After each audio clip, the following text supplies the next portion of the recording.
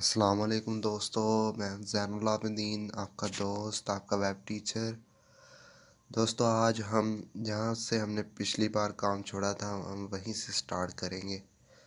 हमने basic structure of HTML पढ़ लिया और उसके बाद टैग्स, एट्रीब्यूट्स और बैकग्राउंड चेंज करना मैं पढ़ लिया था। आज हम बैकग्राउंड पर इमेज लगाना सीखेंगे। उससे पहले मेरी सब दोस्तों से गुजारिश है जो नए हैं वो सब्सक्राइब कर लें मेरे इस चैनल को और लाइक और शेयर भी करें। अगर पसंद आए तो लाइक करें, अगर पसंद ना आए तो बेशक न करें। अगर ये वीडियो पसंद आए आपको तो ही लाइक करें। चलिए दोस्तों शुरू करते हैं। मैंने जो पीछे लिखा था 1 2 3 इसको ओपन कर लेता हूँ ब्राउज़र में। ये ओपन हो गया, ये हमने पिछली दफ़ा बनाई थी। अच्छा, यहाँ ये बात है मैं जो अगर आप इसको सेव कर देंगे .html में तो ये शेप में आ जाएगी क्रोम की या जो भी ब्राउज़र आपके इंस्टॉल होगा।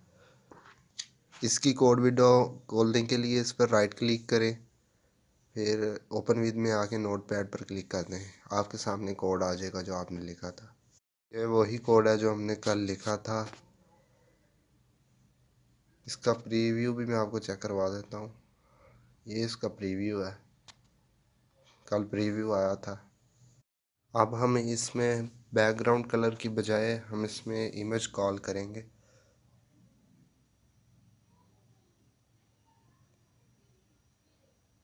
मैं आपको पहले इमेज दिखा देता हूँ। ये है इमेज जिस GB के नाम से हम इसमें ऐड करेंगे क्रोम में 1 2 3 में। इसके पहले मैं न्यू फोल्डर क्रिएट कर लेता हूँ इमेजेस के नाम से। इमेज ओपन करके दिखा देता हूँ आपको। पिक्चर को ड्रैग करके फोल्डर में रख दें और 1 2 3 .html साथ पड़ा हो फोल्डर उसके साथ ही। इस बात का ख्याल रखना है। मैं उसे रेज कर देता हूँ कलर को, BG कलर स्काई ब्लू को। अच्छा, बैकग्राउंड कलर चेंज करना ना वेबसाइट का, उसके लिए तो हम वहाँ यहाँ BG कलर लिखते हैं, लेकिन जब इमेज लगानी हो तो हम background is equal to folder का नाम पहले लिखना है आपने, इन्वर्टेड कोमास में फोल्डर का नाम पहले लिखना है इमेज, फिर स्लैश डालनी है, फिर जो इमेज का नाम होगा फोल्डर में पहले दिखा देता हूँ BG इमेज का नाम है बैकग्राउंड। इधर लिखें BG डॉट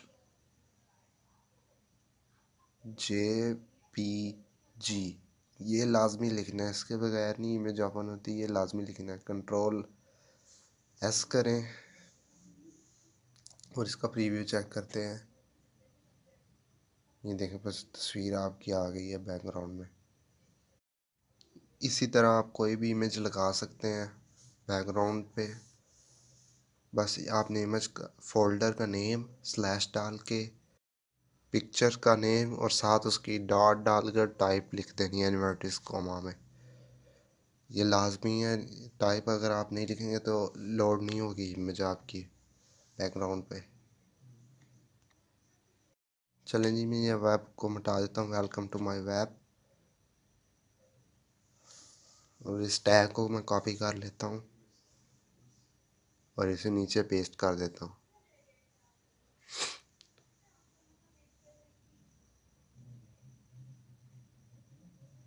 इसमें वही चेंजेस कर देते हैं, पहले वाली कलर कर देते हैं स्काई ब्लू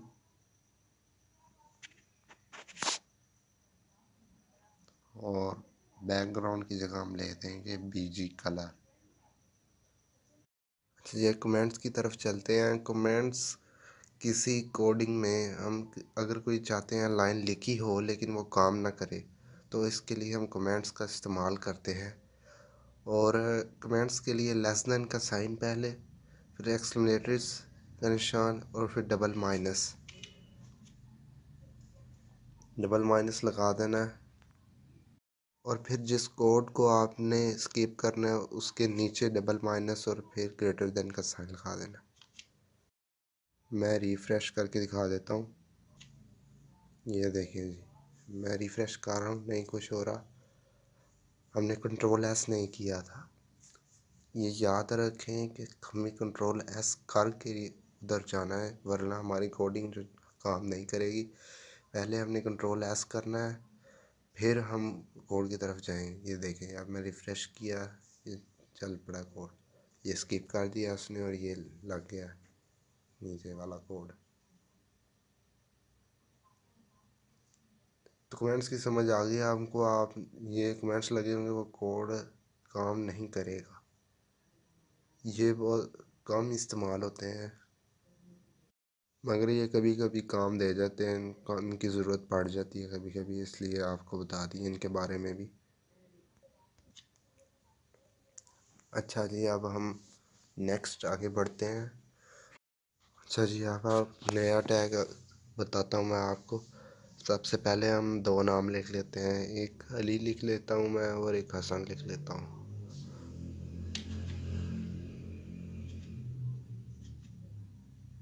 अच्छा जी, नाम हमने लिख लिए हैं। ये आप एंगल ब्रैकेट्स, इसमें फाउंड टैग है एक, और फाउंड टैग क्लॉज। इसको मैं कंट्रोल है इधर भी मैं लगा लेता हूँ फाउंड का टैग, और उसको क्लोज भी कर देते हैं।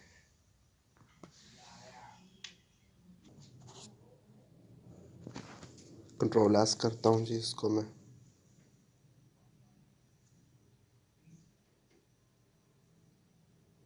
प्रीव्यू चेक करते हैं हम।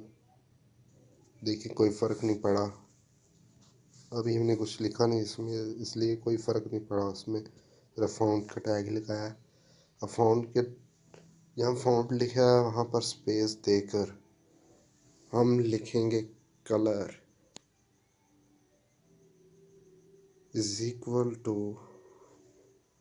रेड डॉट दे देता हूँ मैं। कंट्रोल एस करके प्रीव्यू चेक करते हैं। देखें जी, अली का कलर चेंज हो गया, अली नाम का कलर चेंज हो गया, देखें रेड कलर हो गया है। चले वापस चलते हैं कोड की तरफ। अब मैं हसन का कलर चेंज करता हूँ, इसका कलर कर देते हैं जी ब्लू। कंट्रोल एस किया,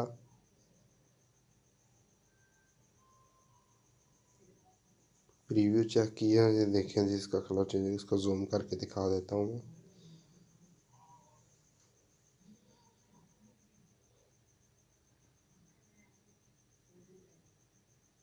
ठीक है जी, फ़ॉन्ट का हमें पता चल गया, हम इसे कलर चेंज करते हैं। कलर चेंज हो सकता है और क्या क्या हो सकता है फ़ॉन्ट से। रेड के आगे स्पेस दे के हम इधर लिखेंगे साइज़, इन्वर्टेड कोमा लगाएंगे, इसमें मैं 4 लिख देता हूँ साइज़।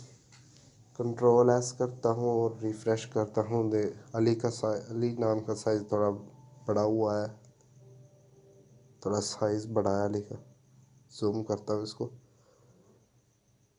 चलो मैं 4 की जगह और कुछ लिखता हूँ, 7 कर देता हूँ। कंट्रोल एस किया, रिफ़्रेश किया, ये देखें अब वाज़े तौर पर पता लग रहा है। अच्छा, और एक बात मैं यहाँ बता दूँ कि हम ज़्यादा लिख की कोशिश करते हैं, 10 लिखते हैं, कंट्रोल एस किया, ये यहाँ काम नहीं कर रहा। 10 जो साइज़ है ना, ये यहाँ काम कर नहीं रहा। चलो मैं अब 8 करके देखता हूँ। कंट्रोल एस किया, रिफ़्रेश किया, ये 8 भी काम नहीं कर रहा। इसका क्या मतलब है? इसका मतलब है कि HTML में साइज़ सिर्फ 7 तक ही बढ़ता है। हम 7 ही करें, हम उसको बढ़ा सकते हैं, 7 से ज़्यादा नहीं कर सकते। HTML में ये सहूलत नहीं है कि हम 7 से ज़्यादा उसका साइज़ बढ़ा सकें। ठीक है जी, मिलते हैं अगली वीडियो में। आज के लिए इतना काफ़ी है, दुआओं में याद रखिएगा। अल्लाह हाफिज़।